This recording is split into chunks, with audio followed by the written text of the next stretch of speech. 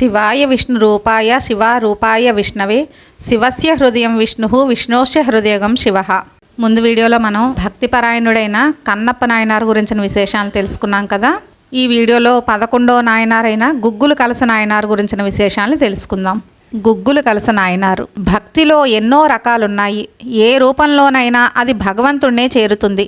సర్వదేవ నమస్కారం కేశవం ప్రతిగచ్చతి అన్న చందంగా ఏ విధంగా పరమేశ్వరుణ్ణి కొలుచుకున్నా అందులో చిత్తశుద్ధి ఉంటే చాలు, దాన్ని ఆయన అంగీకరించి స్వీకరిస్తాడు, అభయమిస్తాడు, ఆదరిస్తాడు. అందుకు ఉదాహరణమే ఈ భక్తుని కథ. చోళదేశంలో తిరుక్కడవూరు అనే చిన్ని గ్రామం ఉంది. సస్యశ్యామలం సుందరమైన గ్రామం ఇది. నీటికి ఆహారానికి ఎంత మాత్రం కొరత లేదు. అక్కడి చెరువుల్లో ఎప్పుడూ నీరు పారుతూనే ఉంటుంది. పొలాలు ఏ కాలంలో చూసినా పచ్చని పంట పైరుతో వీస్తున్న గాలికి తలలూపుతూ ఉంటాయి. అందర్నీ రమ్మని కలకలలాడే ఆకుపచ్చని వదనంతో ఆహ్వానిస్తూ ఉంటాయి. అక్కడ కాపురముండే బ్రాహ్మణులు వేదాంగాలను ఆపోసన పట్టిన పాండితీ ప్రకాండులు. తమ గ్రామంతో పాటు లోకమంతా సుఖ సంతోషాలతో నిండి ఉండాలని కోరుతూ ఎప్పుడూ యజ్ఞాలు యాగాలు చేస్తూ ఉంటారు. షట్కర్మలు చేయడంలోనూ చేయించడంలోనూ కూడా సిద్ధహస్తులు. అక్కడ స్త్రీలు అందానికి అందం వినయానికి వినయం రెండూ సమపాళ్లలో రంగరించినట్టు ఉంటారు. పొలంలో పనిచేసే మహిళలు శ్రమ తెలియకుండా కూనిరాగాలు తీసుకుంటూ ఉంటే మరోవైపు విప్రోత్తములు సామగానాన్ని గానం చేస్తుంటారు. ఈ గ్రామం ఇంత హాయిగా ఉండడానికి అక్కడ నెలకొన్న జగద్రక్షకుడైన అమృత ఘటేశ్వరుడే కారణమని ఆ ఊరివారి ప్రగాఢ విశ్వాసం. ఇక్కడ అమ్మవారి పేరు అభిరామి అమ్మన్. అకారణంగా ఆ దేశ రాజుగారి ఆగ్రహాన్ని చవిచూసిన అభిరామ్ పట్టార్ అనే భక్తుడిని రక్షించేందుకు అమావాస్యనిసిని పున్నమిరేయగా మార్చి అపారమైన కరుణా సముద్రాన్ని కురిపించింది. అంటే అమావాస్య రోజు రాత్రిని పున్నమిరేయిగా, అమావాస్య అంటే మనకి చీకటిగా ఉంటుంది కదా, అలాంటి రాత్రిని పున్నమిరేయిగా వెన్నెలతో ఉన్న రేయిగా మార్చిందంట అమ్మవారు. ఆ భక్తుడిని కాపాడడానికి అమ్మవారి కరుణ చూడండి. ఒకరోజు అభిరామ భట్టార్ అమ్మవారి ఆలయంలో తల్లి ముందు కూర్చుని తదేక ధ్యానంలో మునిగి ఉన్నాడు. అదే సమయంలో దేశాన్నేలే ఏలిక ఆలయానికి వచ్చాడు. రాజును చూసిన ఈ భక్తునిలో చలనం లేదు. ఇది రాజు అవమానంగా భావించాడు. దాంతో అతన్ని స్పృహలోకి రప్పించి ఈరోజు తిథి ఏమిటని ప్రశ్నించాడు. అందుకు భట్టారు యథాలాపంగా పున్నమి అని బదులిస్తాడు. కానీ వాస్తవానికి ఆ రోజు అమావాస్య. భట్టార్ మాట వినగానే రాజుగారికి పట్టరాని ఆగ్రహం వచ్చింది. తనను మరింత అవమానించేందుకే ఇతనిలా చెప్పాడనుకున్నాడు. నీవు చెప్పిన విషయాన్ని ఖచ్చితంగా నిరూపించగలవా అని రాజు గద్దించాడు. అప్పటికే అక్కడి పూజారులు భట్టార్ చెప్పిన పొరపాటును గుర్తు చేశారు. అయినా అతను కంగారు పడకుండా అమ్మ ఎందుకలా నాతో చెప్పించిందో అంతా తల్లే చూసుకుంటుంది, మనకెందుకు భయం అంటూ నిశ్చింతగా అమ్మనే ధ్యానించుకుంటూ ఉండిపోయాడు. సూర్యుడు అస్తమించాడు. నేలంతా చీకటి తన దట్టమైన దుప్పటి పట్టుకొని నేలంతా ఆబగా ఆక్రమించేందుకు సిద్ధమవుతోంది. అప్పుడు జరిగింది ఒక అద్భుతం. తన భక్తునికి తనపై గల అపారమైన నమ్మకానికి ఆశ్చర్యపడిపోయిందా పార్వతీమాత. తప్పకుండా ఇతని మాట నిజం చేయాల్సిందే అనుకుంటూ తన ముక్కుకు ఉన్న ముక్కెరను ఆకాశంలోకి విసిరింది. అలా జగన్మాత విసిరిన ముక్కెర 1000 పున్నమి చందమామలు ఒకేసారి ఆకాశంలో విసిరినట్టు భాసిస్తూ ఆకాశంలో పూర్ణచంద్రునిలా ప్రకాశించింది. ఆ దృశ్యం తిలకించిన రాజు నివ్వెరపోయాడు. భక్తుని మాట ఎలా నెరవేరుతుందోనని రాజుతో పాటు అక్కడికి చేరుకున్న జనసమూహమంతా కూడా ఈ అద్భుత దృశ్యాన్ని అవలోకించి ఆశ్చర్యచకితులయ్యారు. దాంతో భట్టార్ భక్తిని చూసి అతని వద్దకు వచ్చి పాదాలపై పడి క్షమించమని వేడుకున్నాడు రాజు. ఇందులో నా గొప్పతనం ఏమీ లేదు. చెప్పించింది ఆవిడే, చేసింది ఆవిడే. నేను నిమిత్తమాత్రుణ్ణి. నేనే అద్భుతమూ చెయ్యలేదు. మీరు మీ నెలవలకు వెళ్ళి మీ పనులు చేసుకోండి అంటూ మరోసారి తల్లికి నిండారా నమస్కరించుకుని ఆలయం నుంచి బయటకు వచ్చాడు భట్టార్. అంతటి మహిమాన్వితమైన తల్లి ఇక్కడి అభిరామిదేవి.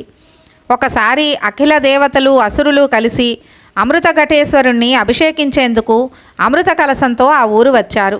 అభిషేకించే ముందు తాము పరిశుద్ధులమవుదామని స్నానం చెయ్యబోయారు. ఇందుకోసం అమృత కలశాన్ని నేలపై ఉంచి స్నానం చేసి వద్దామని నదికి వెళ్ళారు. వారు తిరిగి వచ్చి కలశాన్ని నేలపై నుంచి తీసుకునేందుకు ప్రయత్నిస్తే ఎంతకీ కలశం పైకి రాలేదు. పైగా ఆ కలశమే లింగంగా మారిపోయింది. అప్పటి నుంచి ఆ శివలింగాన్ని అమృతలింగంగా వ్యవహరిస్తూ పూజిస్తూ ఉంటారు.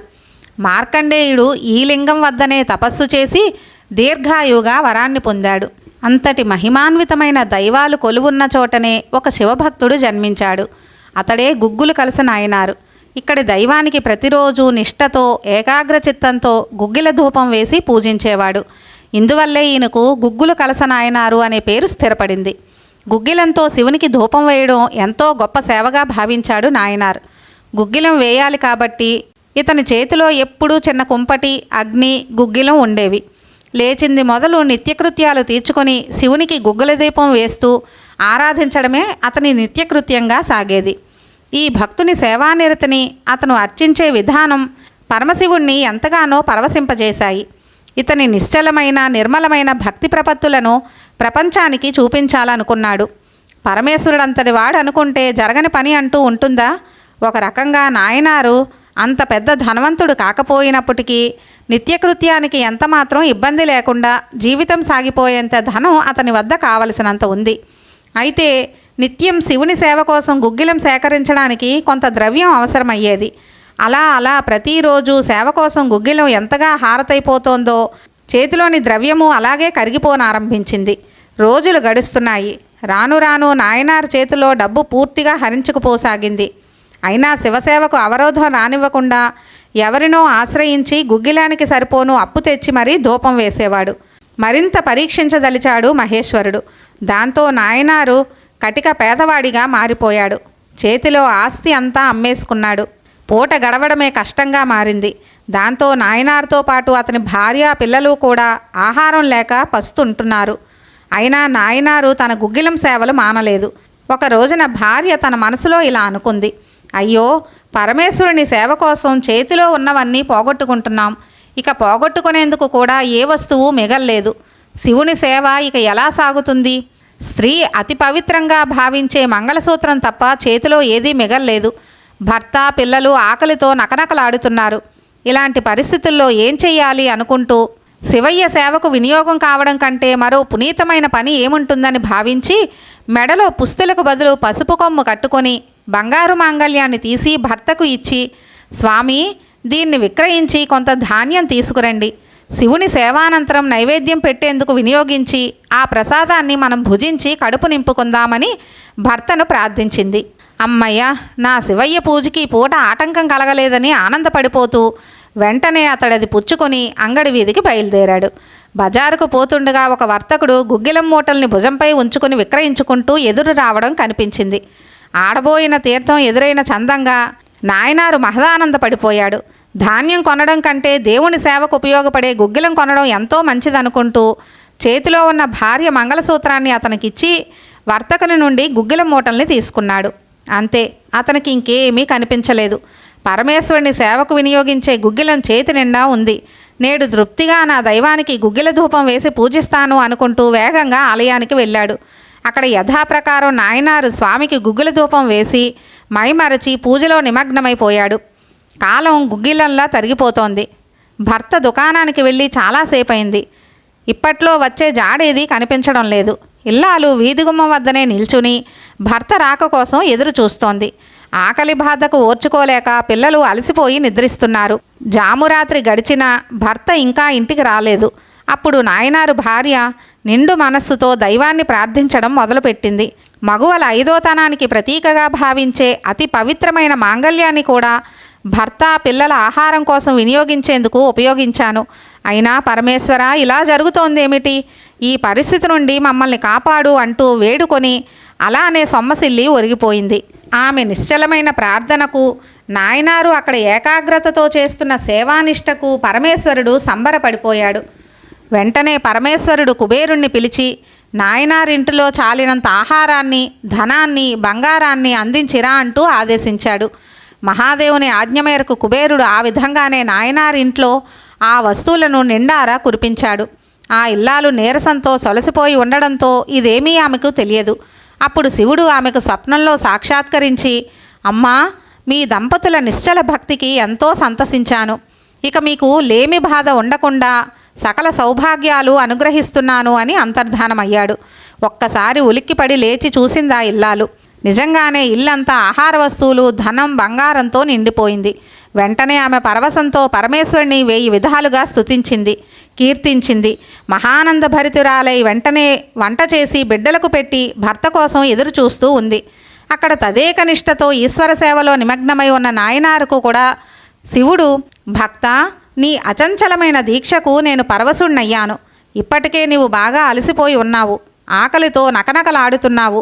వెంటనే ఇంటికి పోయి భోజనం చేసిరా అని ఆదేశించాడు. స్వామి ఆదేశం మేరకు నాయనారు శివునికి మనఃపూర్వకంగా నమస్కరించి భోజనానికి ఇంటికి వెళ్ళాడు. ఇంటిని చూడగానే ఇది తనిల్లేనా అని ఆశ్చర్యపోయాడు.